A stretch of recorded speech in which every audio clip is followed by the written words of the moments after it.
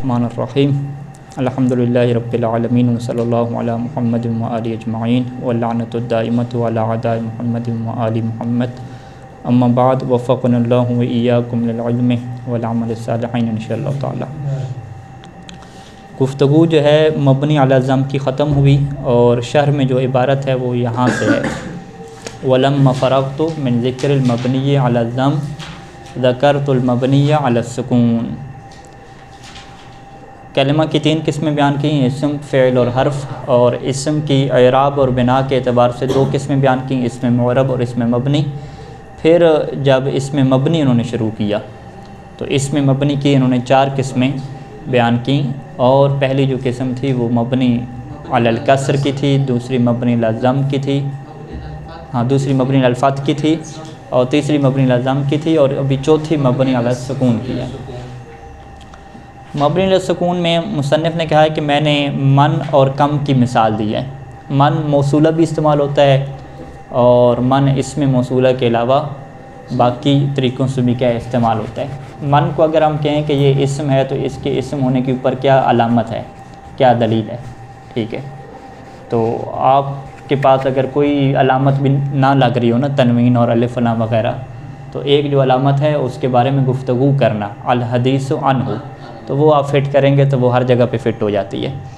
تو من موصولہ ہے، من موصولہ ہے جو کے معنی میں آتا ہے، ٹھیک ہے۔ من ذا الذی یشفع عندہ، تو آپ کیا کہیں گے، من کے بارے میں گفتگو کر رہے ہیں نا کہ کون ہے وہ کہ جو کہ شفاعت کرے گا۔ اچھا، من الذی، اسی طریقے سے مصنف نے یہاں پہ من کی مثالیں یوں دی ہیں کہ جاءنی من قام، ٹھیک ہے، کہ میرے پاس وہ آیا کہ جو کھڑا تھا۔ تو لہٰذا من کے بارے میں ہم نے بات کی کہ جو کھڑا تھا، تو اس من کے بارے میں بات کی۔ جب من کے بارے میں ہم نے بات کی تو یہ اسم ہو گیا، کیونکہ حدیث عنہ کس کی علامت ہے، اسم کی علامت ہے۔ اب اسی مثال میں جاءنی من قام میں من فاعل واقعہ ہو رہا تھا جاءنی کے لیے، ٹھیک ہے، جاء کا فاعل من واقعہ ہو گیا، لیکن ہم نے دیکھا کہ من فاعل ہوتا ہے اور فاعل مرفوع ہوتا ہے، تو یہ مرفوع ہوا ہی نہیں، یہ تو سکون کے اوپر باقی رہا، تو اسی وجہ سے ہم کہیں گے کہ پس یہ مرفوع نہیں ہے، یہ فی محل رفع ہے، ٹھیک ہے، فی محل رفع ہے اور مبنی علی سکون ہے۔ اسی مثال کو تبدیل کیا کہ ہم ایسی مثال بنائیں کہ جس میں جو من ہے وہ اسم مفعول واقعہ ہو رہا ہو، ٹھیک ہے جی۔ رأیت من، میں نے اس کو دیکھا، ضربت من، ٹھیک ہے۔ رأیت من قام، نصرت من قام، تو یہاں پہ من کیا واقعہ ہو رہا ہے، اس میں مفعول واقعہ ہو رہا ہے، لیکن اس کے باوجود یہ منصوب نہیں ہے، سکون کے اوپر باقی ہے، تو لہٰذا یہ مبنی علی السکون ہے، فی محل نصب ہے۔ اور جر کی مثال کیسے بنائی کہ مررت بمن قام، تو یہاں پر بھی حرف جارہ کی وجہ سے یہ مجرور نہیں ہوا، تو لہٰذا فی محل جر سے کہیں گے اور مبنی علی السکون کہیں گے۔ اچھا، اسی طریقے سے جو ہمارے پاس کم ہے، کم کی جو تفصیلات ہیں وہ تمییز کی بحث میں آئیں گی، کم خبریہ اور کم استفہامیہ، ٹھیک ہے، دو قسمیں کریں گے۔ تو کم مالکہ میں کم کیا واقعہ ہو رہا ہے، ٹھیک ہے جی، اس کی ترکیب میں اخفش اور سیبویہ کا اختلاف رہتا ہے، ٹھیک ہے۔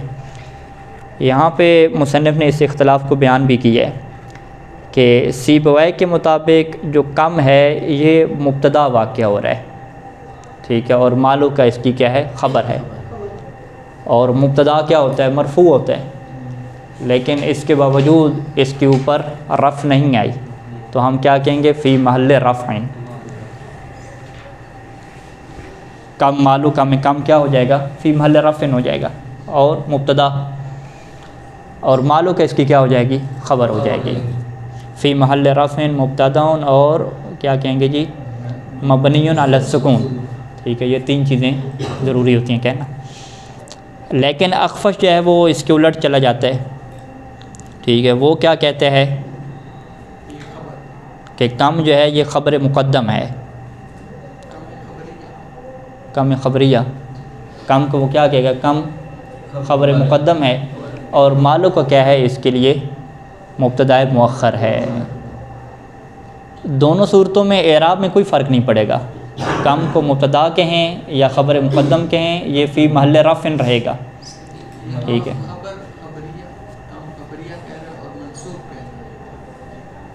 ہاں وہ اور مثالوں میں نا، جو اگلی مثالیں کم عبدن ملکتا میں.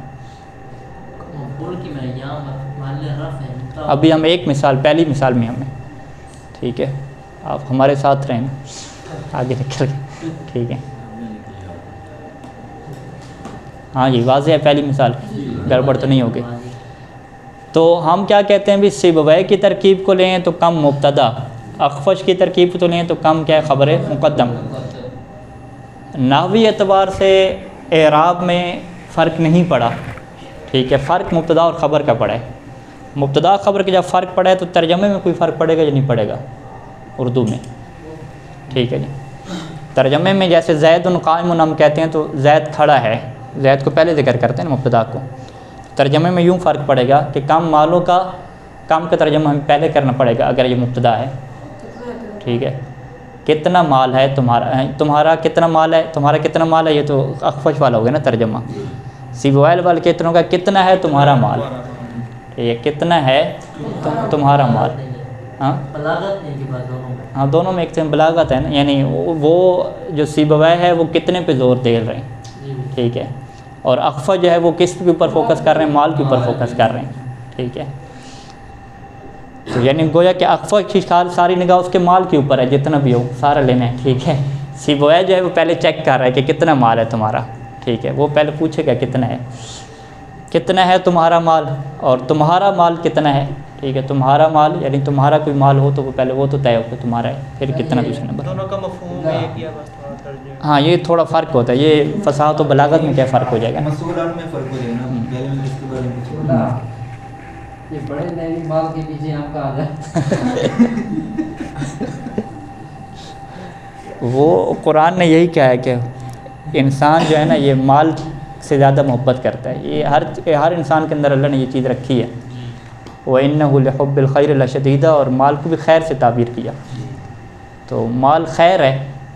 خیر کیا مطلب ہے کہ اگر انسان اس کو اچھے جگہوں پہ ذکر کرے تو مال کے بغیر تو اسلام بھی نہیں پھیلا نا، مال ختیجہ ہے تو یہ خیر ہے. لیکن جب مال اور آخرت کا آپس میں ٹکراؤ آ جائے تو اس وقت ہمیں آخرت کو اوپر رکھنا ہوتا ہے. یعنی وہ امام کے پاس ایک بندہ آیا، اس نے کہا کہ مولا ہم تو تاجر تھا کہ ہم تو جو ہے وہ دنیا کے طالب لوگ ہیں، ٹھیک ہے، مال وغیرہ کماتے ہیں اور زیادہ نماز روزہ وغیرہ نہیں کرتے. تو امام نے پوچھا کہ جب تم مال زیادہ کماتے ہو تمہارا ہدف اور مقصد کیا ہے وہ واضح کرو. تو اس نے کہا کہ مال میں کماتا ہوں تاکہ مجھے کسی سے سوال نہ کرنا پڑے، اور میں اسی مال سے جو اپنے جیران ہیں، پڑوسی ہیں، ان کی مدد کرتا ہوں، اور اسی مال کے ذریعے سے میں حج پہ بھی جاتا ہوں. تو مولانا نے کہا ھذا طلب الآخرہ ولیس طلب الدنیا، یہ تو آخرت کو طلب کرنا ہے. یہی علم دین کو پڑھنا یہ کیا دینی کام ہے یا دنیاوی کام ہے؟ آپ کہیں گے ہاں جی ہدف اپنا بتاؤ، امام والا سوال، تمہارا مقصد کیا ہے؟ اگر بندہ کہے کہ میں اس لیے پڑھ رہا ہوں تاکہ جو ہے وہ بڑا نام ہو جائے اور لوگ جو ہے وہ میرے محتاج ہوں، اور اس طریقے سے میری نوکری شوکری بھی لگ جائے، سسٹم بھی سیٹ ہو جائے، فیملی کا مال شال بھی آتا رہے، ٹھیک ہے، تو پھر وہ کیا کہیں گے ھذا طلب الدنیا ولیس طلب الدین. تو یہ کیا، یہ طلب دنیا ہے. تو قرآن اور حدیث کو پڑھنا بھی دنیا کا طلب ہو جاتا ہے. اور قرآن اور حدیث سے یہ کیوں ہے لکل امرئ ما نویٰ انما الاعمال بالنیات، اعمال کا دار و مدار کس کے اوپر ہے؟ نیت کے اوپر ہے. تو انسان کی اگر نیت بہترین ہو تو بہترین مال کمانا بھی عبادت ہو جاتا ہے، اور اگر نیت کیا ہے الٹی ہو تو قرآن و حدیث کا علم بھی کیا ہو جاتا ہے؟ دنیا بن جاتا ہے، ٹھیک ہے. تو یہ سارا کام نیت کے اوپر. مولوی یہ اپنی نیت میں بھی وہ تصریف کر لیتے ہیں کہ ہماری نیت بھی الہی ہے. نیت تو انسان کے اختیار ہی نہیں ہے نیت کے اوپر، وہ تو قصد اور ارادہ ہے. نیت زبان والی تو نہیں ہے نا، ٹھیک ہے، وہ تو عوام میں مشہور ہے نا کہ نیت کیا ہے، زبان والی ہے، 4 رکعت نماز پڑھتا ہوں. منہاج الصالحین فقہ میں آپ پڑھیں گے النیت هو القصد، نیت کیا ہے؟ جو انسان کے اندر والا ارادہ ہوتا ہے، یا ارادہ ہے یا ارادہ نہیں ہے، 2 ہی چیزیں، اور اس کو چینج تو نہیں کیا جا سکتا، ٹھیک ہے. اور پھر ادھر سے قرآن نے بھی کہا ہے کہ انسان کے اندر ہم نے یہ محبت رکھی ہے، اور وہ انسان کو قطورہ بھی کہا ہے، وہ کان انسان قطورہ، ٹھیک ہے. قطورہ کیا، قطورہ کس معنی میں ہے؟ یعنی ہمارے جو برادر وغیرہ دعویٰ شوا زیادہ نہیں کرتے، ہم کہتے ہیں تم قطورہ ہو. قطورہ کیا ہوتا ہے؟ تنگ دل بنتا، تنگ دل، تھوڑا سا پیسہ خرچ کرے ٹینشن ہو جائے کہ یہ ختم نہ ہو جائے، ٹھیک ہے. قرآن نے کیا کہا کہ اگر آسمان و زمین کے خزانے کی ہم چابیاں بھی اسے دے دیں پھر بھی یہ ڈرے گا کہ کہیں یہ کم نہ ہو جائے، ٹھیک ہے، اتنا یہ بچے کے اندر آپ محسوس کر سکتے ہیں، ٹھیک ہے۔ تو وہ یہ چیز اللہ نے رکھی ہے، اس کو ہم نے ٹھیک کرنا ہوتا ہے نا، خود تربیت کر کے، علم حاصل کر کے، معرفت حاصل کر کے۔ تو لہٰذا یہ مال سے مثال آ گئی، تو سیبویہ اور اخفش کا فوکس جو ہے وہ مال کے اوپر ہے یا کم کے اوپر ہے؟ تو کم کے اوپر ہو، جو مال کے اوپر ہو فوکس ہے یہ انسان کا مال کے اوپر، لیکن وہ نیت اگر انسان اچھی کرے گا تو یہ پھر فوکس آخرت کا بن جائے گا۔ معنی میں فرق ہوگا، ظاہری بات، ٹھیک ہے، فصاحت بلاغت میں فرق ہوگا کہ ہم آپ کے محاورتاً مطلب ایک ہی نکلتا ہے، ٹھیک ہے، واضح ہے انشاءاللہ۔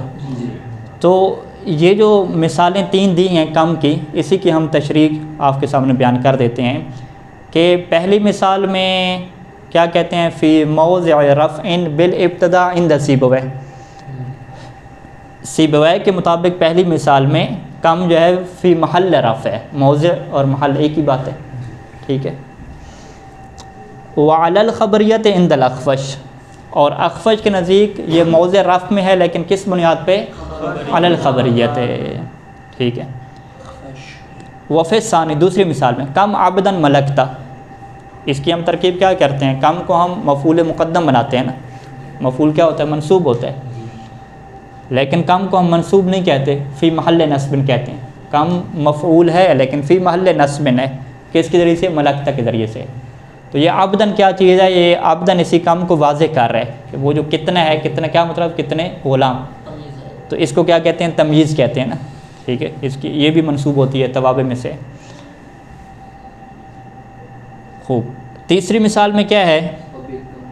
دوسری مثال کی یہ انہوں نے کیا تشریح کی؟ فی موضع نصب علی المفعولیہ بالفعل الذی بعدہا، ٹھیک ہے، مفعول مقدم ہے، اسے کیا کہتے ہیں؟ مفعول مقدم، ٹھیک ہے، یہ محل نصب میں ہے مفعولیت کی بنیاد پہ اس فعل کے ذریعے سے جو اس کے بعد ہے۔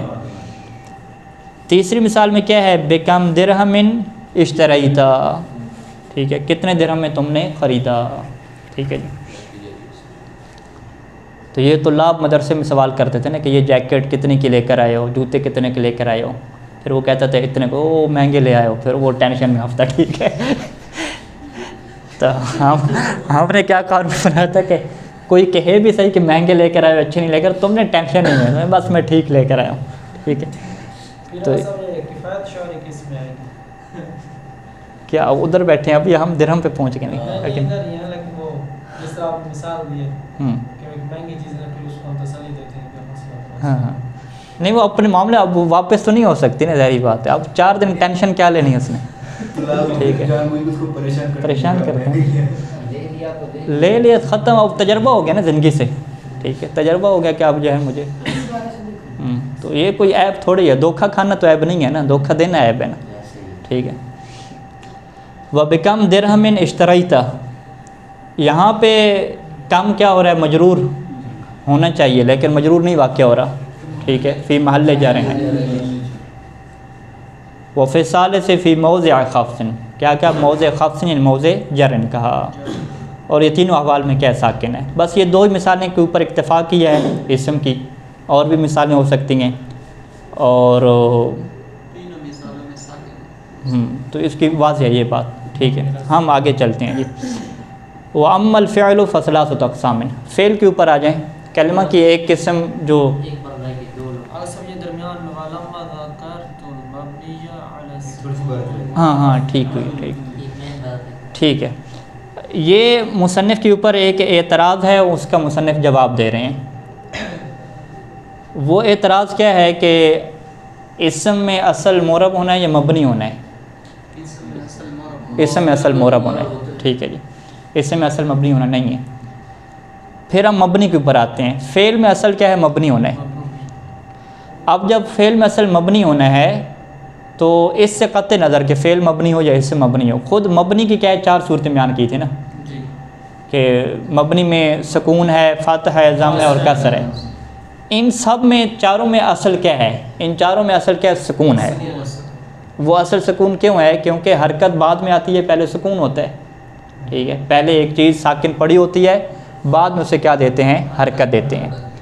تو لہٰذا کسی بھی چیز کو اگر ثابت کرنا ہو، مبنی کرنا ہو، تو مبنی اگر کرنا ہے تو آپ کہیں گے بھی کوئی چیز ثابت ہونے کا کیا مطلب ہے؟ وہ ساکن ہوتی ہے پہلے سے، کسی چیز کا ثابت ہونا اپنی حالت پہ، تو اگر آپ نے اس کو اپنی حالت پہ ثابت بھی کرنا ہے تو اس کی اصل کیا ہے؟ ساکن ہونا ہے، اسے حرکت کیوں دے رہے ہیں؟ اگر حرکت دے رہے ہیں تو وہ اس کی اصل سے ہٹ کے ہے، جو اس کی طبیعی صورتحال ہے اس سے ہٹ کے حرکت ہے، تو پھر یہ سوال ہوگا کہ یہ حرکت کیوں دی ہے؟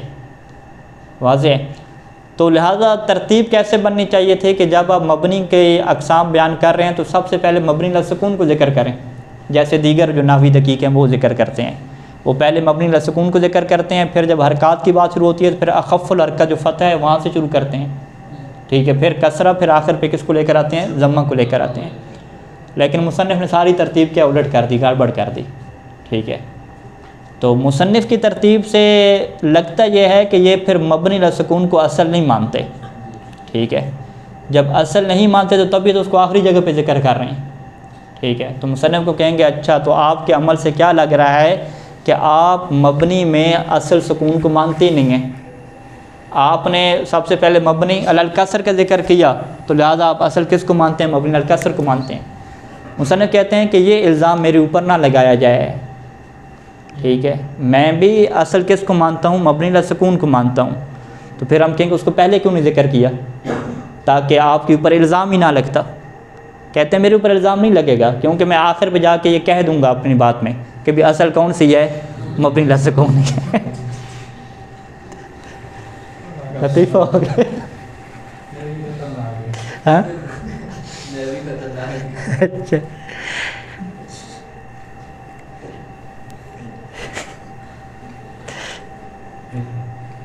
یہ جواب عجیب سے ویسے۔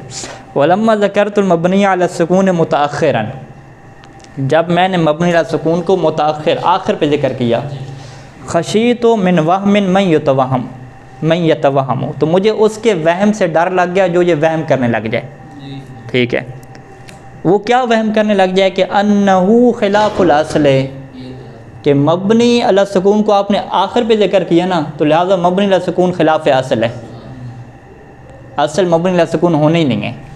یعنی جب اصل ہے تو آپ نے اس کو شروع میں بیان ہاں اصل تو شروع میں ذکر کرتے ہیں نا، تو اصل اور فرق کا قانون یہی ہے کہ جو اصل ہے اس کو اصل مقام دیا جائے، شروع کا دیا جائے۔ تو مصنف نے کہا یہ جو وہمی بندے ہیں نا، اس کے وہم اس کو وہم کو ختم کرنے کے لیے میرے پاس دو طریقے تھے کہ یا تو میں اس کو شروع میں ذکر کرتا، وہ میں نے کیا نہیں ہے، تو دوسرا طریقہ وہم کو ختم کرنے کا کیا ہے؟ فَدَفَعْتُ هَذَا الْوَهْمَ بِقَوْلِي، تو پس میں نے اس وہم کو ختم کیا اپنے اس جملہ کے ساتھ۔ وہ کون سا جملہ ہے؟ وَهُوَ أَصْلُ الْبِنَاءِ، یہ جملہ مصنف نے کہاں پہ کہا ہے؟ خود قطر میں کیا ہے؟ قطر کے متن میں کیا ہے؟ وہ متن نکالیں اس کا، ہاں متن بہت پیچھے رہ گیا نا اس کا، اتنا ہی پیچھے نہیں ہے بھائی، بہت پیچھے جائے۔ ہاں یہ بالکل آخر پہ کہا وَهُوَ أَصْلُ الْبِنَاءِ، ٹھیک ہے جی، واضح۔ تو یہ جو وہم ہے یہ وہم میں پہلے ڈالا جاتا ہے اگلے بندے کو، پھر وہم کو کیا ہے؟ ختم کیا جاتا ہے، ٹھیک ہے جی۔ وہ کہتے ہیں کہ ہم صحابہ کو برا بلا نہیں کہتے، یہ سارا کہہ کے آخر پہ کوئی چیز ذکر کرتے ہیں، جو اصل ہے چاہے بعد میں ہے پہلے وہ اصل ہی ہے، وہ اصل ہی ہے، ایسے ہی، لیکن مقام اصل والا نہیں دینا پھر بھی ایسے ہی، ایسی وہ تو پھر اگلوں کی جو ہے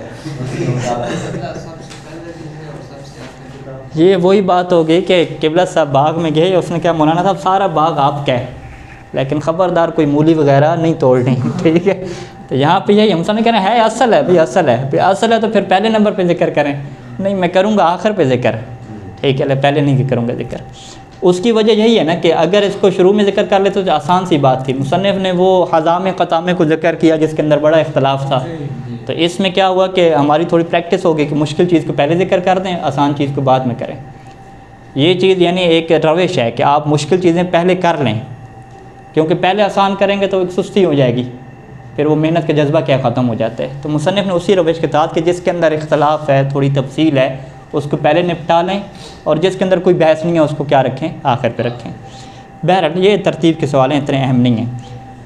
اچھا اگلی ہماری گفتگو فعل کے متعلق ہے، اور فعل میں بھی مصنف نے بڑی لمبی جو ہے وہ متن رکھا صاد میں، وہ اما الفعل فثلاثۃ اقسام، پہلے نمبر پہ ماضی، پھر امر، پھر مضارع، ہر ایک کے بارے میں گفتگو کی، اور پھر جب جا کے شرح آخر پہ کیا شروع ہوئی، تو ہم شرح کے اوپر آ جاتے ہیں۔ لما فرغت من ذکر علامات الاسم و بیان انقسامہ الی معرب و مبنی، کہ جب میں اسم کی علامات کے ذکر سے فارغ ہو گیا اور اسم کی جو تقسیم ہے معرب اور مبنی اس کے بیان سے بھی فارغ ہو گیا، اور مبنی کی جو تقسیم تھی مکسور، مفتوح، مضموم اور موقوف، موقوف نیا نام رکھا، ٹھیک ہے، سکون والے کو کیا ہے موقوف نام دیا، سکون والے کو مجزوم اور موقوف دو اصطلاحیں ہوں گی۔ مجزوم آپ کہاں پہ کہیں گے؟ معرب میں کہیں گے، ٹھیک ہے۔ لم یضرب کو آپ کیا کہیں گے؟ لم یضرب میں آپ اسے کیا کہیں گے؟ مجزوم ہے، ٹھیک ہے۔ لیکن یہ جو ہے من اور کم، ٹھیک ہے، یہ موقوف اسے آپ کہیں گے، ٹھیک ہے۔ ضربتہ میں جس طرح ضربتہ یہ آخر کچھ با ہے، اس کو آپ کیا کہیں گے؟ موقوف کہیں گے۔ تو یہ ابن ہشام کی اصطلاح ہے ایک۔ شرعت فی ذکر الفعل، تو میں فعل کے ذکر میں شروع ہوا اور میں نے ذکر کیا کہ فعل کی بھی 3 قسمیں ہیں، فعل کی بھی یعنی فعل کی تو 3 قسمیں، جیسے کلمہ کی 3 قسمیں ایسی فعل کی بھی 3 قسمیں، ماضٍ و مضارع و امر، و ذکرت لکل واحد منها علامتہ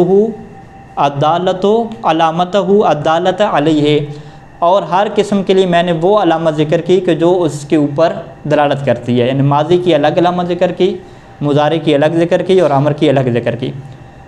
اور علامت ذکر کرنے کے ساتھ وہ حکمہ الثابت لہ، میں نے اس فعل کا حکم بیان کیا کہ اس کا کیا حکم ہے بنا اور اعراب کے حوالے سے۔ یعنی فعل کی بحث میں مصنف نے بحثوں کے 2 حصے بنائے۔ پہلے حصے میں مصنف نے اس کی علامت بیان کی، اور شروع میں ہم نے یہ جب اسم کی گفتگو شروع کی تھی تو وہاں پہ یہی اعتراض اٹھا تھا مصنف کے اوپر کہ بھی اسم کی تعریف وغیرہ تو بیان کی نہیں، ٹھیک ہے، سیدھا سیدھا کیا ہے اسم کی علامت شروع کر دی کہ وہ یعرف بالتنوین والحدیث عنہ، ٹھیک ہے۔ تو فعل کے اندر بھی کیا ہے یہی انہوں نے کام کیا کہ فعل کی کوئی تعریف بیان نہیں کی، فعل ماضی کسے کہتے ہیں، سیدھا سیدھا علامت کے اوپر آگے، کیونکہ علامت کے ذریعے سے پہچان جلدی ہو جایا کرتی ہے۔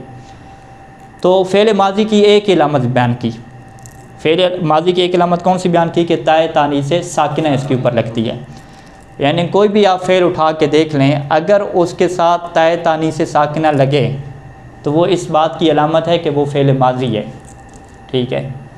اس کو ہم یوں بھی کہہ سکتے ہیں کہ کوئی بھی عربی زبان کا کلمہ اٹھا کے دیکھ لیں، چاہے وہ اسم ہو، فعل ہو، حرف ہو، اگر اس کے ساتھ تائے تانیث ساکنہ لگے گی تو یہ اس بات کی دلیل ہوگا کہ وہ حرف بھی نہیں ہے اور اسم بھی نہیں ہے اور فعل ہے، ٹھیک ہے۔ یعنی تائے تانیث ساکنہ سے کسی کلمے کا فعل ہونا بھی واضح ہوگا اور فعل کے بعد اس کا اسم ہونا بھی ماضی ہونا، اس کے بعد فعل ماضی ہونا بھی اس کا واضح ہو جائے گا۔ ہاں، اب یہاں پہ سوال ہے کہ تائے تانیث ساکنہ کیا ہوتی ہے۔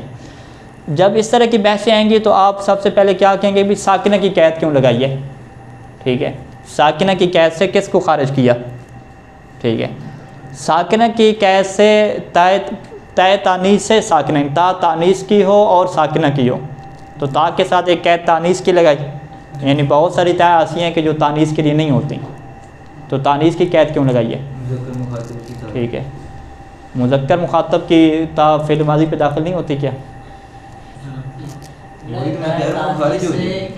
فعل ماضی پہ داخل نہیں ہوتی کیا، نہیں تانیث کی قید سے، تانیث وہ تانیث میں کہہ رہا ہوں، تانیث طلعت ان کی تانیث نہیں ہے، تانیث کی قید سے جو خارج ہوتی ہے یہ جمع تو مذکر مخاطب کی جو تا ہے وہ خارج ہوتی ہے، جیسے ضربتہ کی تا ہوتی تو فعل ماضی کے اوپر ہے نا، وہ خارج ہو جائے گی، اس کی تانیث کی قید خارج ہو جائے گی لیکن فعل ماضی کی علامت تو رہے گی نا۔ جی، یہ تو ہمارا اشکال ہے کہ ان کو تانیث نہیں کہنا چاہیے تھے، تائے فاعل کہنا چاہیے، تائے فاعل کہہ دیتے، نہیں وہ داخل ہو جاتی، جبکہ چلیں دو کام آپ کے ذمہ ہم لگا دیتے ہیں، ٹھیک ہے، اس کو آپ حل کر کے لے کر آئیں۔